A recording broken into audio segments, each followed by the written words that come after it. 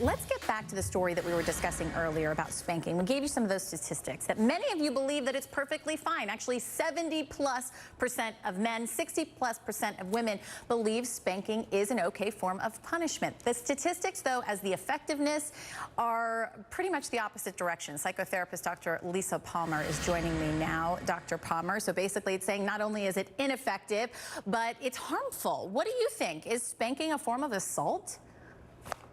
Well, as you know, I run the #1 PTSD program in the country, and I can tell you it absolutely is a form of abuse. And I see so many people who struggle from their early childhood abuses, and spanking is one of them. I had a patient more recently that had a lot of trauma from her parents from spanking from an early age, and I had to re-imprint those memories and change it in her subconscious so she wouldn't have those negative reactions anymore.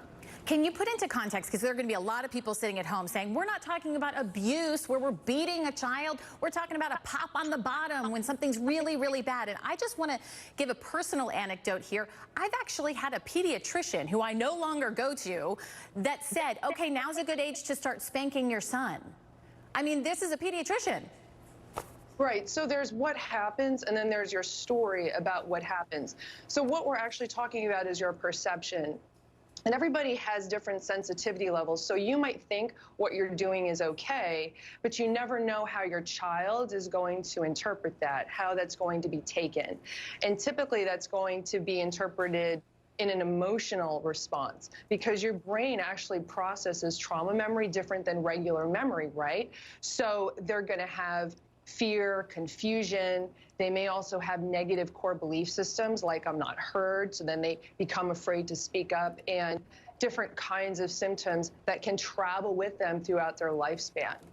There has been so much research to back up what you're pointing out. It's been done over and over again, but there are still people that have said, I've literally tried everything, nothing works. They need to understand when the limit has been reached. What do you think is most effective as a form of punishment? I know that as a parent, it can be so difficult to figure out how to discipline your kid. But let's look at positive reinforcement. Let's look at working on what works. What is your child doing well? Let's try to punctuate that. It's almost like training a dog. I trained my dog recently, and they said, you really shouldn't do negative reinforcement or punish your dog.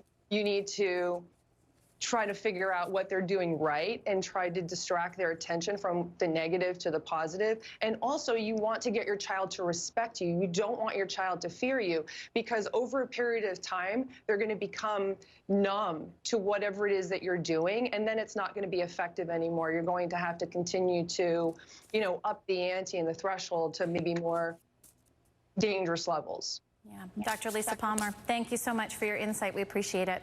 Thanks for having me. And here is the simple truth.